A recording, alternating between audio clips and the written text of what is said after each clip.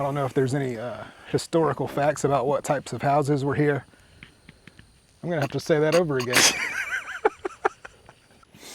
Yes. Leave it up to Tiny to pass gas on the battlefield. Look.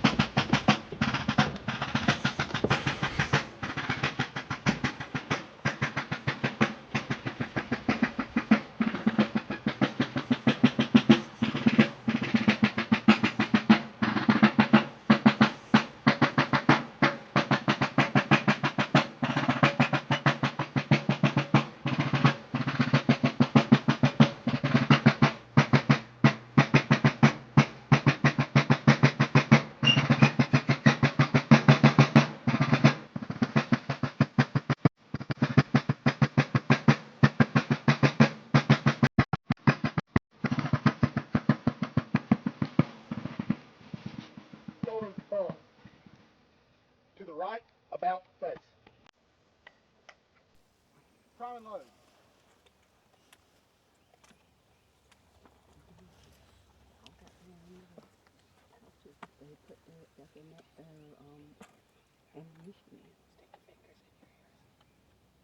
I got yours on the butterfly. He said it's not very loud. Yeah. That's a relative concept. Yeah. You just put these on probably got your fingers in your ears because it is loud. So Take ready. Take aim. Fire. Wow, that was so loud. keep your, that's why he told you put your fingers in your ears because they're loud. But I think it's cool. See, they already ready to go. Everybody else has to load up there. See, they have to put it in the barrel too, see?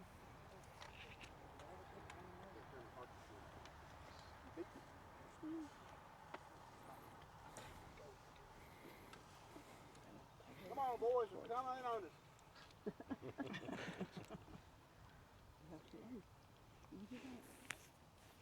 Which one is called Ernest? I even got to see the fire. Yeah, watch them. Take ready. Take aim. Fire. Oh no. See, he can still more. I know. See, he has this longer. And he's got one that he can fire more shots than the other ones can. I didn't clean these Isn't that cool? I love smell gunpowder. It smells so good to me. I don't know why it's so weird, but I've always thought it smelled good. I don't want to shoot a gun, but mine smelling the gunpowder. I think my gunpowder smells weird. I like what it smells, but see, you don't smell that with guns nowadays, honey. They don't have that. What? Did you have a misfire? No, ma'am. Okay. Take ready. Those guns, it smells a little Take weird. aim. Putting powder. Fire. See, they don't have any balls in there or anything like if they were actually fighting, they would have. So what did you think about the historic weapons firing demonstration? It's nothing new. And then, I mean, the funniest thing was the woman sitting in front of us that never shut up. I like the smell of gunpowder, but I'm too scared to shoot a firearm. That happens. This is a monument to James Birmingham, first South Carolinian to lose his life during the Revolutionary War. So, back in November was the 250th anniversary of the first battle here in South Carolina. So this is the Stockade Fort. It's a reconstruction of a 1781 Holmes Fort, also the site of 1775 Williamson's Fort.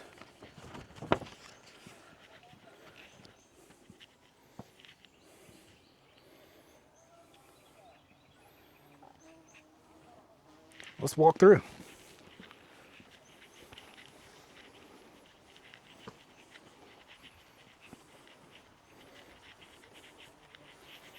All right.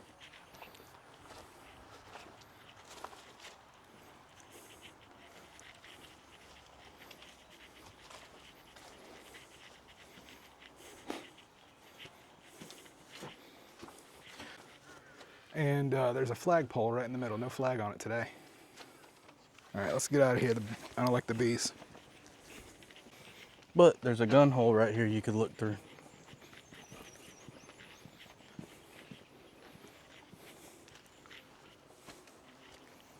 You go for it. That's just stables. So that's a legit piece used in the Battle of Star Fort, June 1781.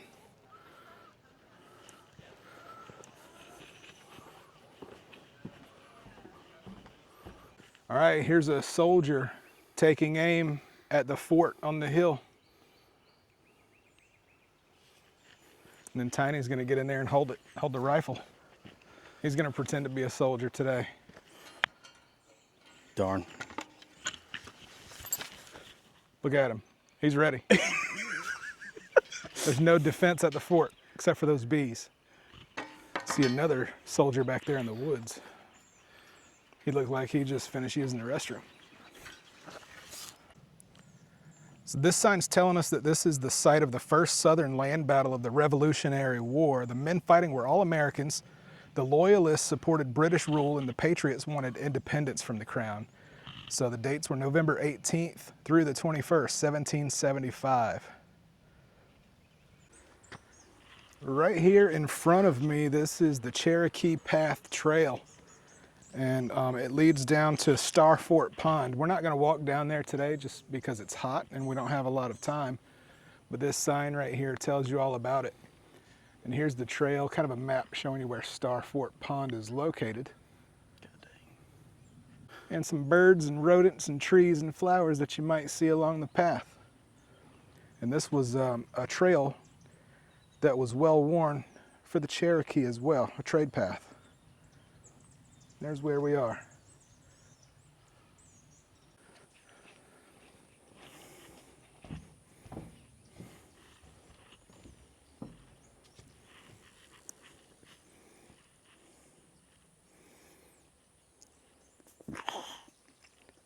I see a lady over there with buckets. Excuse me, ma'am. Ma'am, can I get some water over here, ma'am? Typical. Woman ignoring me. So this is the Spring Branch. It was a plentiful water source and essential for colonial residents of 96 South Carolina, both for Patriot and Loyalist troops. And there's a lady over here carrying buckets to get water. Let's go say hello.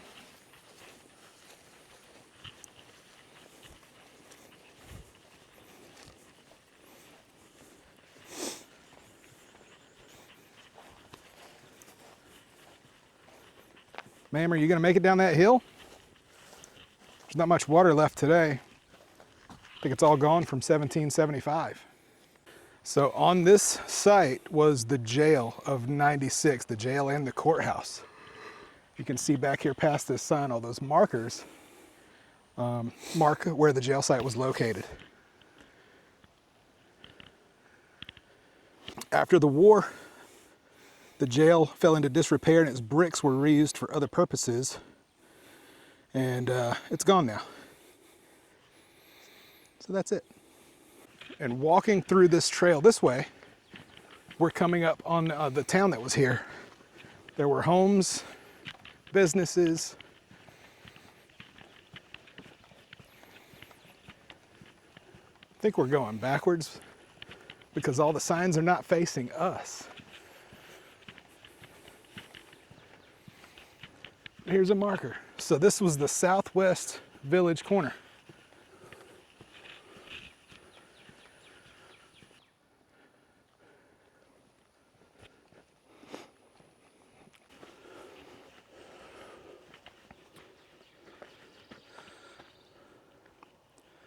Just to the left of this sign is the historic Charleston Road. What is the historic Charleston Road, you ask? The Charleston Road right here is going to take you also down to the Star Fort Pond, but we're not going to go there because it's hot. But this was a trade route. It'll lead you to an unmarked cemetery where body-length depressions in the earth and rough stone markers indicate the final resting place of about 50 unnamed people, perhaps from the colonial area. Snakes. We don't like snakes. So here's where we are. This is the Charleston Road, headed south. But if you come back down to where we are, we're gonna head over to the Star Fort. Unlike the last place we visited, this would be perfect for people with wheelchairs and walkers to visit. That's right. They burned it down. That's why it's not here anymore. So July in 1781, why did the British burn 96? So the sign says the quiet field before you was the site of the once thriving 1700s town of 96. In 1781, it had about a dozen homes, a courthouse, a jail. When Lieutenant Colonel Kruger arrived in 1780, he fortified it against attack. One visitor observed its houses, which were entirely made of wood, were comprised within a stockade. The commandant immediately set the garrison, both officers and men, to work to throw up a bank, parapet high around the stockade, and to strengthen it with, what is that word? Abatis? You know, diabetes. Pronounce that. During the siege of 1781, many loyalist families from the backcountry, fleeing from Greene's advancing Patriot army, took refuge in the fortified town. They packed into the stockaded village, already filled with Kruger's troops, and sick or wounded soldiers carried out from Star Fort. These refugees lived in constant fear of Patriot gunfire and dwindling food and water supplies. After the Patriots' defeat, Kruger was ordered to evacuate the town. The British command decided that 96 was too far from Charleston and too deep in hostile territory to be of further value to their cause. So in July 1781, Kruger's men, with loyalist families in tow, abandoned the village and burned it to the ground, denying Patriots further use of the site. So I took the liberty, because I didn't know what that word meant. I looked it up. What does it mean? It is a defensive field fortification consisting of field trees, branches, and sharpened branches laid in a row with points. So what we saw at the What we saw at the other fort. Yeah. We learned something new on this channel. How about that? Right here is the historic Whitehall Road. Not much of a road, but I guess that's how it was back in the late 1700s. And it looks like there's a mother with her son standing right there. This sign right here tells you about the woman and child standing there. Here's a pretty cool directional sign. South is Charlestown. To the west is Kiowee. To the north is Island Ford. And to the west again is Augusta.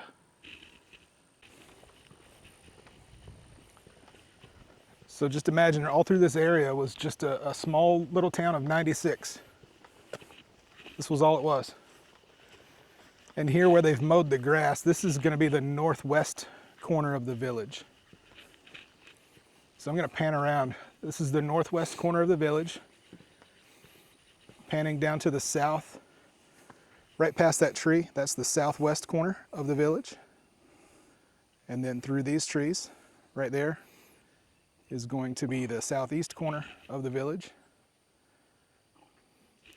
And right there is going to be the northeast corner of the village. Not very big at all.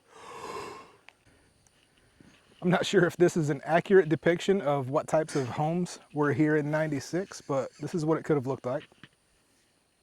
So here's the communication trench. It's marked with these poles from where the Star Fort was located, and it goes all the way down to the stockaded town.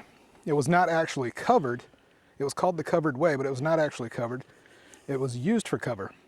It was a route for official couriers, loyalist relief troops, and slaves who risked Patriot fire to bring water from Spring Branch to the Star Fort.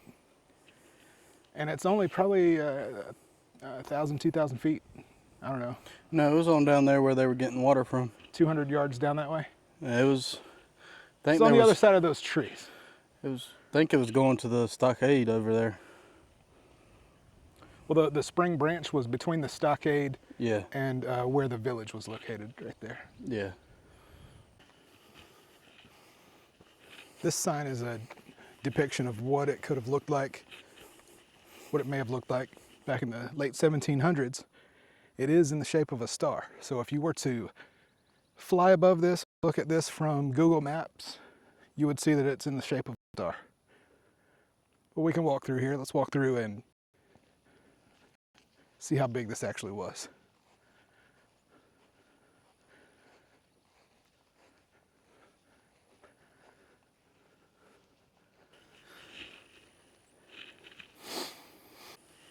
So over here, it looks like we have a well.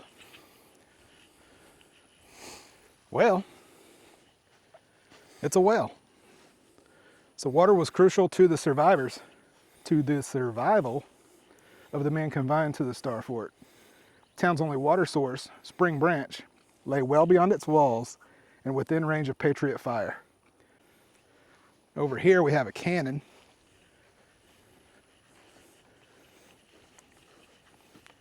I don't know much about this type of history, and I don't know if this is really accurate, but we have a cannon right here.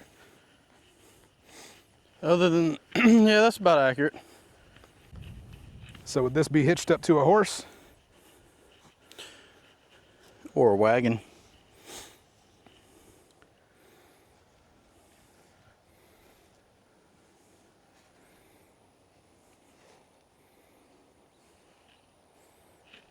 There's another cannon there outside of the wall and some other structures, so we'll go see what those are.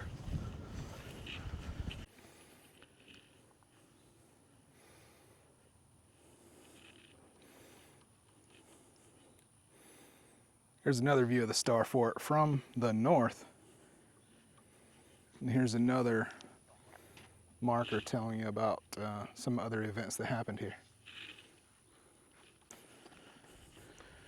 Oh, cool. I didn't see that. The mine entry site. Check that out.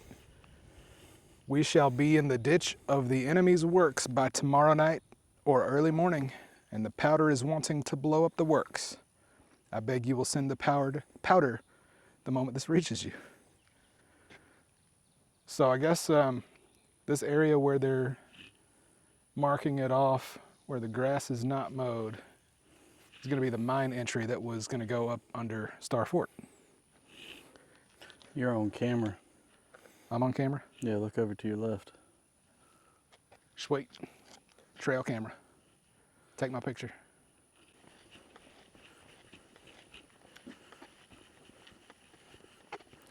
(1781) Rifle Tower.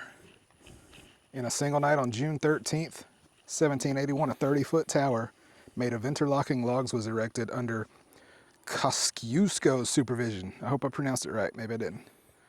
From the wooden platform, marksmen could aim down into the fort.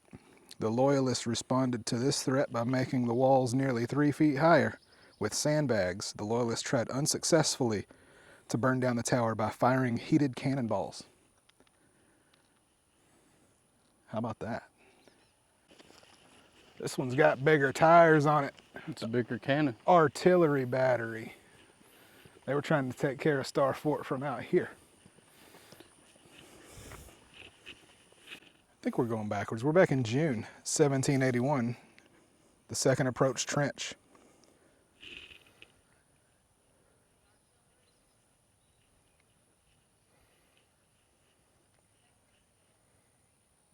What are you doing? That was he's smiling. Here's another trench.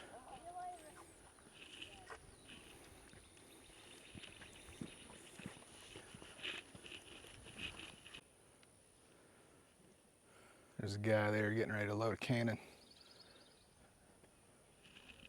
And another approach trench to the Star Fort. Right here.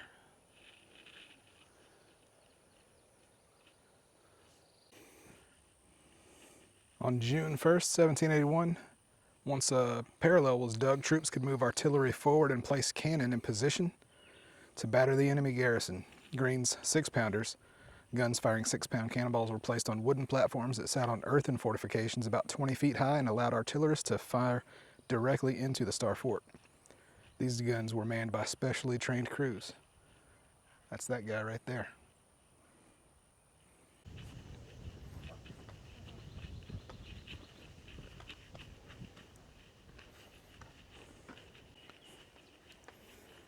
Gonna stand in a Revolutionary soldier's footprints.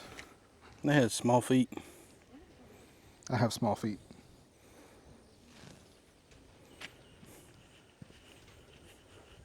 There's another weapon for you to play with.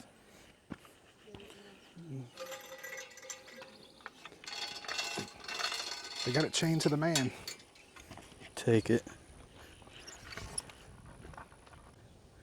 And go, make ready.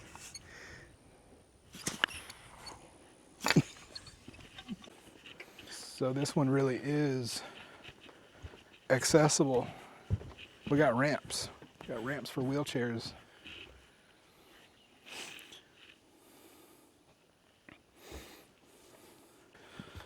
Yeah, we're going backwards. We're back into May now. We're going back in time. We just don't have a flux capacitor. If I could turn May back 21st time. to 22nd in 1781, the Patriot Force arrives.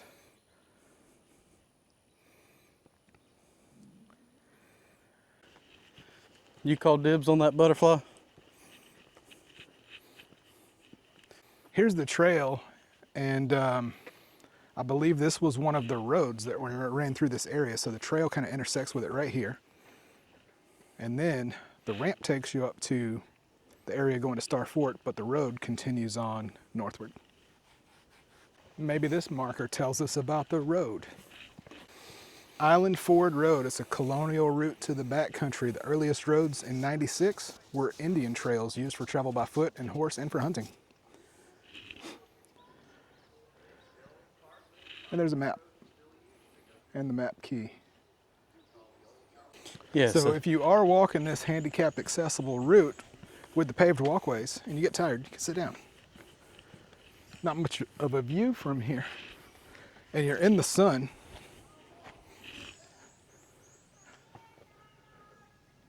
So here's what you would see if you sat on the bench. Very exciting. I know I am. Thank you. Here is a silhouette of a trader with a pack horse. What is a pack horse, you ask? It's a horse that packs. Roads and paths allowed trade between the Cherokee and early traders. In 1753, that's another messed up name, Robert Godey set up the first permanent trading post at Old 96. Many road traces can still be seen today, and we've seen some of those and pointed them out. All right, and continuing along the path, I believe we're going to go across the spring again that was used to supply water to the fort. Or just farther north. All right, you see the bridge up ahead. I believe this is going to be the spring that we crossed earlier down next to the village. Yeah, we're empty. It's dry today. There's a little bit there. Does this sign tell us what the facts are? Yeah, this is the historic Spring Branch. I was correct. Environmental change from forest to park. Once dense forest, this area was gradually cleared by people. Fire, storms, and the introduction of non-native plants and animal species also contributed to the changing landscape. If you lived here in the 1700s, you would have seen these woods give way to farmland. By the time Patriot troops arrived to camp nearby in 1781, there were open fields dotted only by tree stumps. And this gives a timeline at the bottom. You can pause this and read it if you'd like. So there's a silhouette of an Indian. And from what I understand, Indians were working for both sides during the war. Different tribes work for different sides. Now you know there's a lizard. So that's a legit piece used in the Battle of Star Fort, June 1781.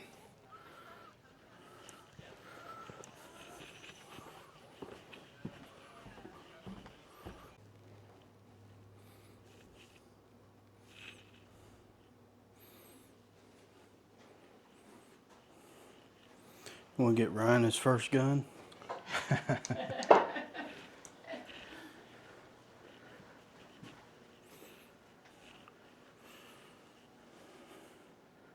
So why is it called 96? The sign says they don't know. It remains a mystery. Here's some information on the original 13 colonies. The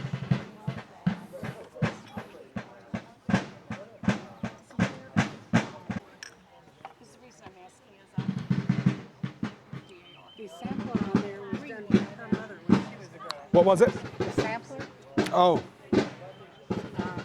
she got about 90% done, decided she was done. Oh. Put her needle in, wrapped the thread around it, thread. wow. But the tape that she's making, I don't know how we're weaving over there, but the pink thing is a pinball. You would attach that to your belt, and it would have your scissors and your pins handy. So as you go through the house, if you need to fix something, you had your tools with Got you. it with you. That's awesome. More strings on it, you could have your house key or whatever. Every lady in the home made your tools. we want you here, we want you talking about What are you working on here? I'm making a quilt. Okay. We didn't use them here in South Carolina as much as other people did because our climate's so much, or was so much more. This winter was kind of different, but this is just a basic 9-patch quilt. Okay. And so I'm, fixing it. I have a third block there. This is all I've done in 2 days. Oh wow. Okay.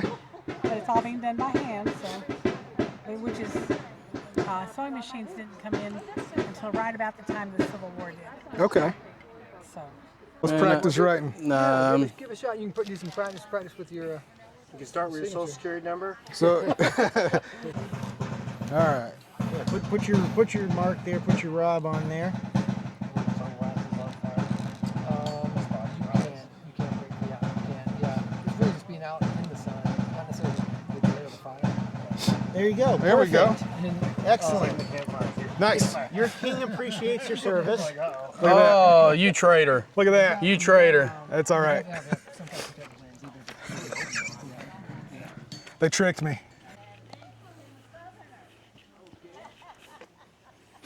This is actually the steps or the processes it takes to get to linen fabric, which was Okay. between wool and linen the most common fabric for our garments. And from the seed, the time it's planted, it takes about 3 months or so till your flower, the flax flower, is ready to harvest. It's about 3 feet tall. It's pulled up by the roots so that you get the long length of the fiber, because the longest fiber is going to be more, it was more desired actually.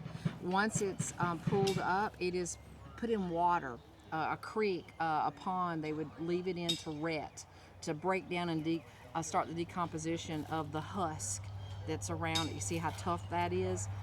If they didn't have a creek or a pond or somewhere that they could submerge it, they would lay it in fields and let the dew ret it. The dew would cause it to be one color. Water submerged is a different color, gray and an oatmeal-y color, different colors. But that would take several weeks. Then it was pulled out and dried thoroughly, and then it was put through a device called a break. And the whole bundle would be put in, and you would move it up and down, and you're chopping and breaking up that husk, right? Once you do that over and over again, you take a wooden tool called a scrunch, and you take the fibers and you would comb that wooden instrument like a sword. Think of a wooden sword. Down it to knock off the pieces like that. Once you're done with that process, you would put it through a heckle and you would comb it. Different kinds of heckles. They could be long strips like this, and many people would be working it. It could be handheld, but it would comb it, and then when it's done being combed, it was twisted into a strick, and that's a mini version so that you can actually see, to keep it from getting tangled. At this point, it's ready for a spinner to spin it into thread, and then it is woven on the loom and made into linen cloth. And you have different weights of linen depending on the thickness of the fibers. You may get a coarser canvas all the way to a fine long linen for ladies' caps and neckerchiefs and shirts. So different grades of linen fabric. So you're talking more than a year, year and a half. That's a long process. From seed to this. Now listen, modern production numbers, modern numbers. 1 acre of planted flax yields about 80 yards of fabric. A lady's gown and petticoat is 8 yards. Wow. So you got very little clothing. That's why garments were so expensive. The average colonist was very poor. If they had a full set of clothes, it was great. You might have a second. If you had seconds of things, it would be your under petticoats, your shifts, and your caps. But typically, you didn't have more than 2 sets of clothes unless you were of means. Most people didn't have full sets. Wow, that's crazy. Burning iron and Hold on, you want me to call him? I'll go find electricity.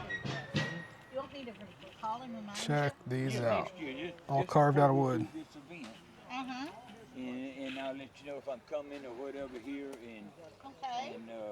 we'll talk about it, okay? Sounds And I'll like a get plan. it. I'll try to. I just don't have the.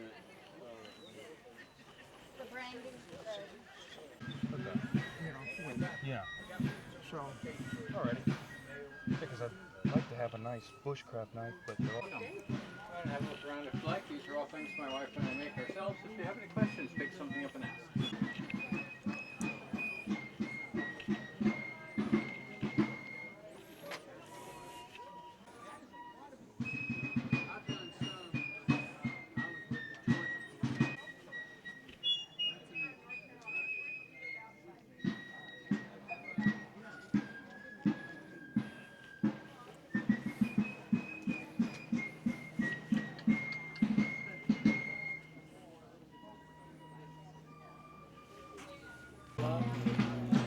Black Swan Tavern. Let's go in the tavern. Get me a pint of ale. Because it was locked up last time I was here. I don't have my light. It's going to be dark in here. Were paid by the number of rooms they had. So they had one big room. I can still see it. It's good.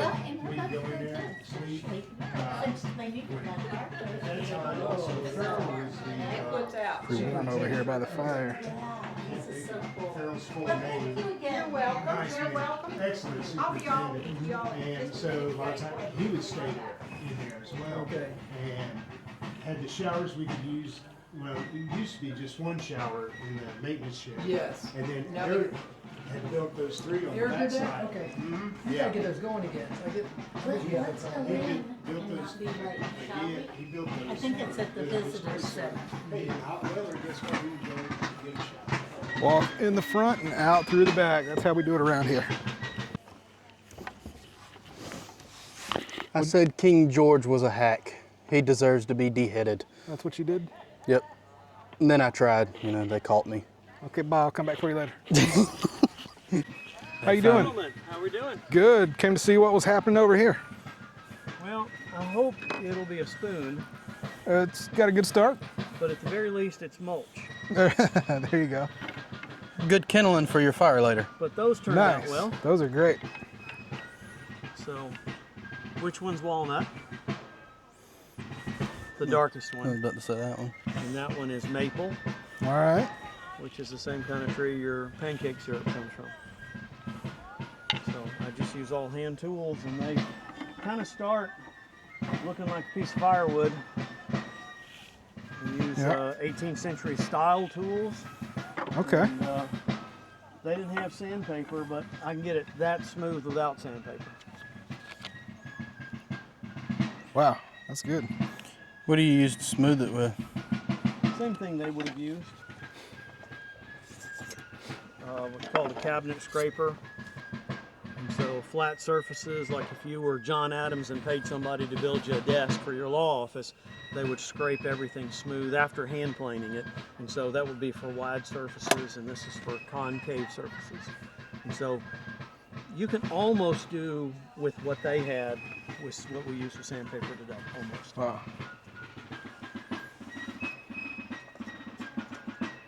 Poplar bark basket. Poplar bark basket.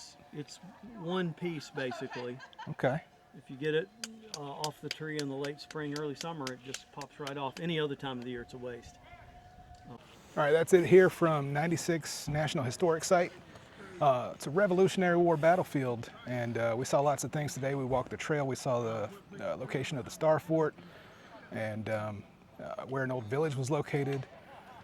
And I hope you enjoyed it. If you did, like the video, hit the thumbs up below and subscribe if you haven't already. And I'll see you in the next one.